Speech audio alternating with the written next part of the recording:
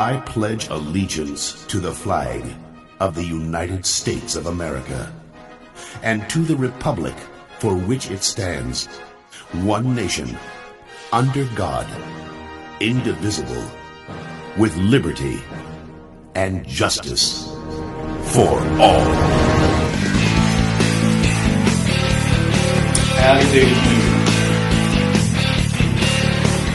What's going on, guys? Your old buddy Yard Boy coming at you.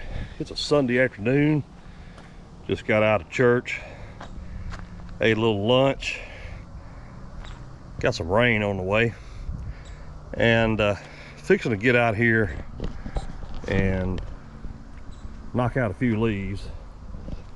Got the vicious guard dog Tom here overseeing operations today, and leaves are just about done here. Got these old locust trees. Got 3 big locust trees, a couple of maple trees, an old pear tree over there, and then got some pecan trees back here.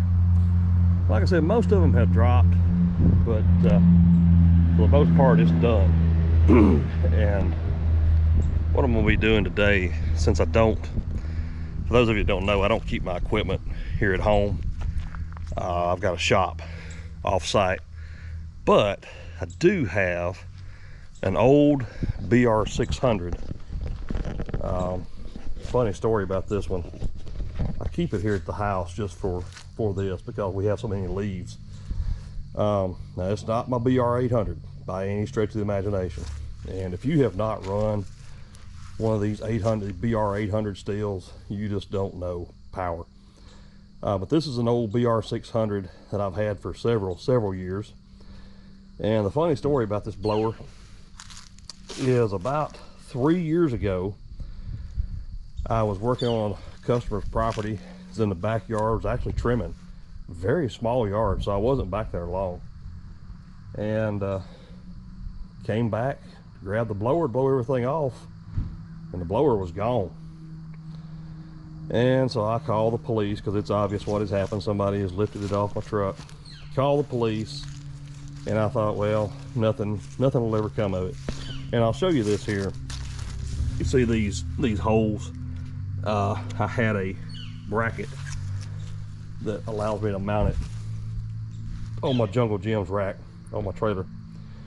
But anyway, filed a police report. Never dreamed I'd hear anything out of it. And about a week later, the detective calls me up and he says, Mr. Smith, we've found your blower. Can you identify it with the serial numbers? And luckily, I'm going to tell you an important reason why you always deal with local dealers instead of buying your equipment from big box stores. The reason being is because my local steel dealer, when I bought this blower, he puts all the information into Steel's database, and they had the serial numbers. So I was able to call him up and get the serial number off of this blower. They matched it up, found it at a pawn shop, I don't know, probably 45 minutes away. Had the guy on video. He got $200. No, I take it back. He got $100 for my blower at the pawn shop that afternoon. And in talking to the detective, he said, do you have any other identifying characteristics about this blower? And I said, yeah. I said, it's got some duct tape on it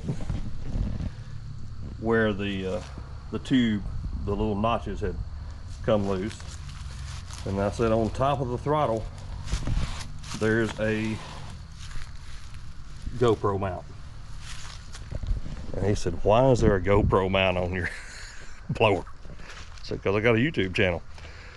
So he kind of thought that was funny. But what had happened, turns out, crackhead stole it off my truck. He hit several other guys in the same city the same day. They knew the guy. He had actually just gotten out of jail the day before. And he had a $200 a day drug addiction. $200 a day drug addiction. And so he was just doing anything he could to get enough money to get that hit. So anyway, got my blower back. But here's the cool thing. This is the cool part about it. I had posted in a local Facebook group, actually looking for people in that neighborhood that might have had security cameras and caught the footage. And just a simple request, looking for people that might have footage, turned into someone that's not a customer, not even on the same street I was working on, setting up a GoFundMe and buying me a new blower. Wow. So I ended up with a brand new blower out of the deal, and they got this one back, so I just keep it here as a backup. The one that I bought stays on my truck now, in addition to the 800, but I had another 600 that I wasn't using, and I actually found a kid that was starting up a lawn care business, and I gave him that 600 to help him get started. So I gave back, but never dreamed that people would do that. So when people tell you that the world is sorry and that nobody helps anybody anymore, they restored my hope in humanity that day. But what we're going to get into today, guys, we're going to get out here and we're going to get all these leaves blown out away from the house, off of the old playground. This used to be a playground for my kids when they were smaller. I'm not really sure. We may be putting a basketball court there soon. I'm not totally sure yet. And we're going to get them out here in this open. And then I've got this brush pile over here that you can see. And get all this kind of tidied up before the rain gets here. So buckle up. Let's get some work done, guys.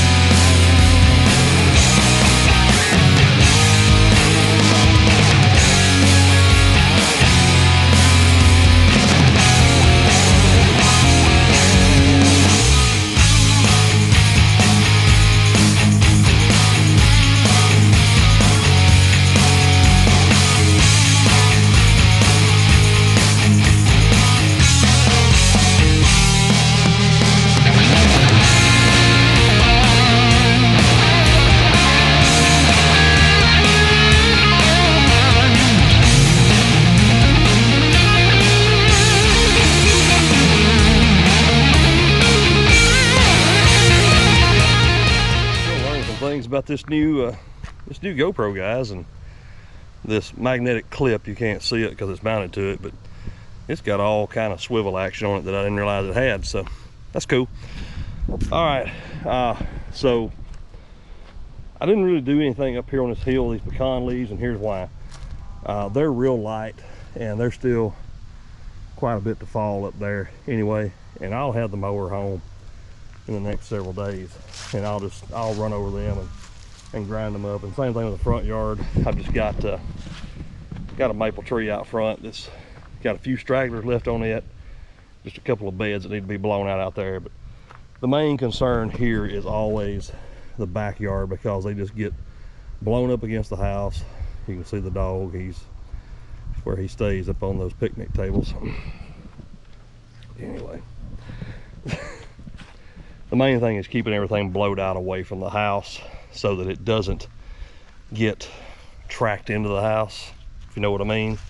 Guys that got a wife that's trying to keep the house clean. So want to get those blown out before it rains and they get matted down and harder to move.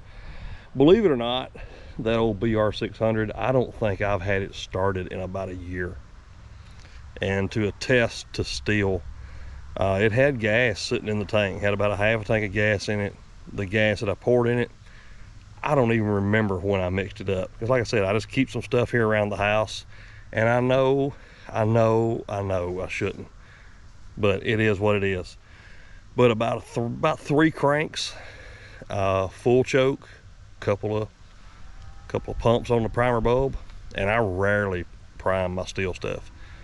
About 3 cranks on an old starter rope, and she fired up. Now you could tell it probably needs a carb cleaned up on it. It's lacking in power. That could be, some of that could attest to the fact that I've gotten spoiled with the BR800. Let me tell you guys, if you're doing any kind of leaf cleanups, that BR800 is the cat's meow. Now, I know it's a lot of money. If a 600 is what you can afford, get what you can afford and get to work and save your money up so that you can move up to an 800. Whatever you've got, if you're able to work with it, that's the main thing. If a rake is what you've got, get out and get to work. Guys, there's money all over the ground right now this time of year, everywhere you look. So get out there and get after it. I didn't wake up with the best stuff today. I have worked my rear end off to have what I've got, and I've done it the hard way. My wife, when we first started dating, we hadn't been dating maybe 2 weeks, and I took her on a leaf cleanup job on a Sunday afternoon where all I had was a small, what was that? It was a Cub Cadet blower from TSC. And as a matter of fact, I had an old leaf vac. It's one of these AgriFab units that you hook behind your lawnmower.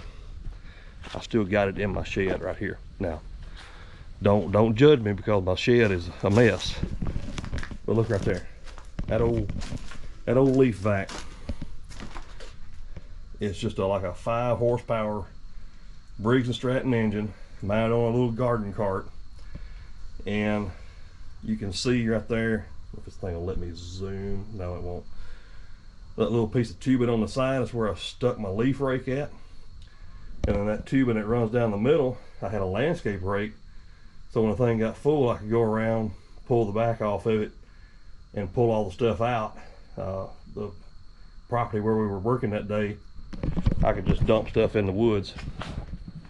And that's where I put my landscape rake at, clean it out. So you work with what you have.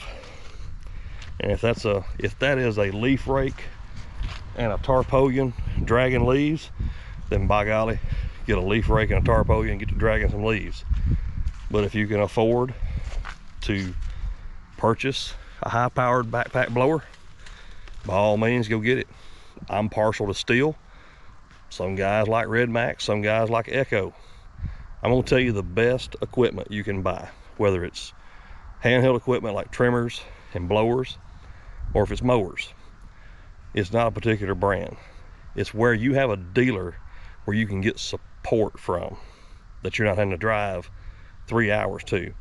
And they recognize that these tools are what you use to feed your family.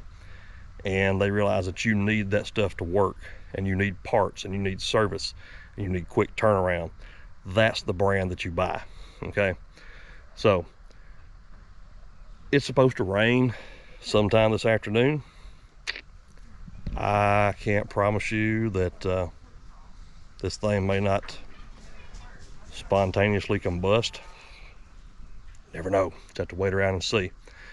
Either way, I'll be back in a little bit with some other giblets of wisdom. You hear that?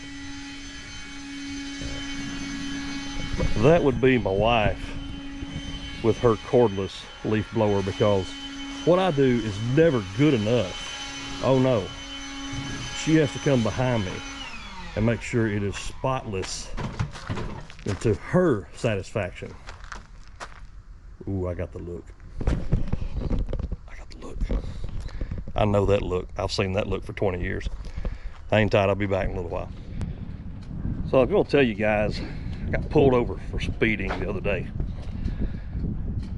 Cop pulls me over.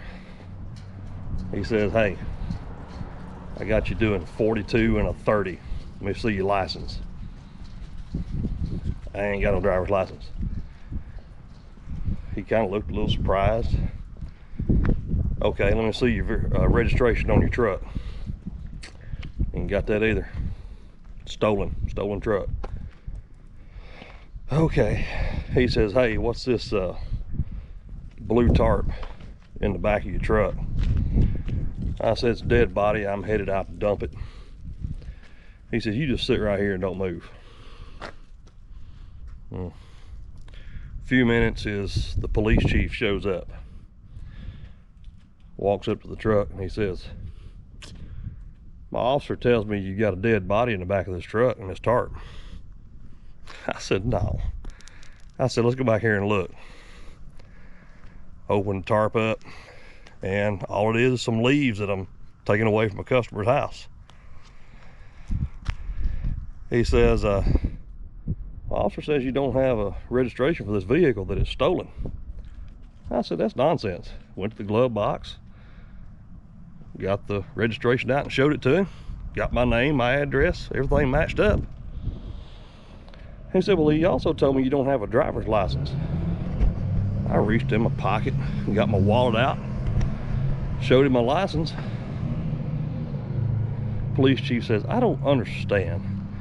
My officer said that you had no driver's license, you had no registration, you were in a stolen vehicle, and that you had a dead body wrapped up in the back of your truck. I said, yeah, he probably told you I was speeding too. And that's how I got out a speeding ticket this week. Today in history. It is time for everybody's favorite segment on Adventures with Yard Boy. That's right, it is This Day in History. On this day in November the 21st, 1620, leaders of the Mayflower expedition framed the Mayflower Compact, designed to bolster unity among the settlers. Pilgrim, you're going to need a couple of stitches. On this day, November 21st, 1789, North Carolina ratifies the Constitution, becoming the 12th state to do so. On this day, November the 21st, 1864, starting out in Georgia, Confederate General John B. Hood launches the Franklin-Nashville campaign into Tennessee in the American Civil War. 1907, November the 21st, the Cunard liner Mauretania sets a new speed record for steamship travel, 624 nautical miles in a one-day run. On this day in 1967, President Lyndon B. Johnson signs the Air Quality Act, allotting $428 million for the fight against pollution.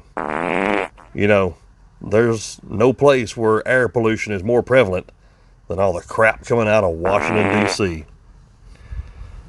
And then finally, on this day, November the 21st, 1985, U.S. Navy intelligence analyst Jonathan Pollard is arrested for spying and passing classified information to Israel. He received a life sentence on November the 1st, 1987. Today in history.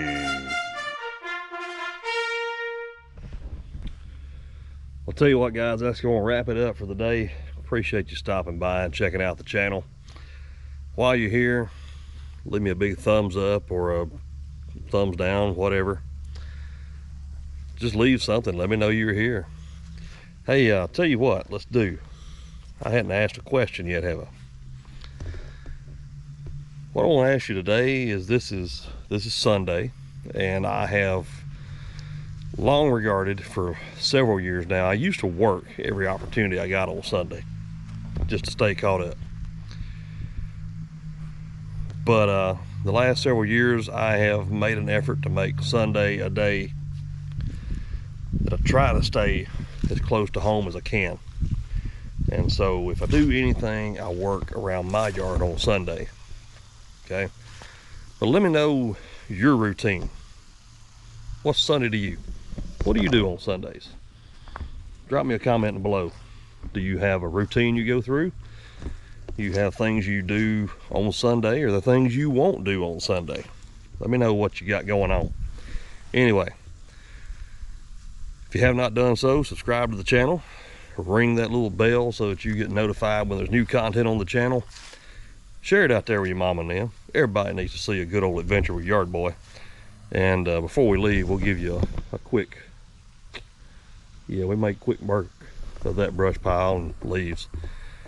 And remember, for all things Yard Boy, head over to www.theyardboy.net. And hey, y'all keep them straight out there now, you hear? Howdy doody.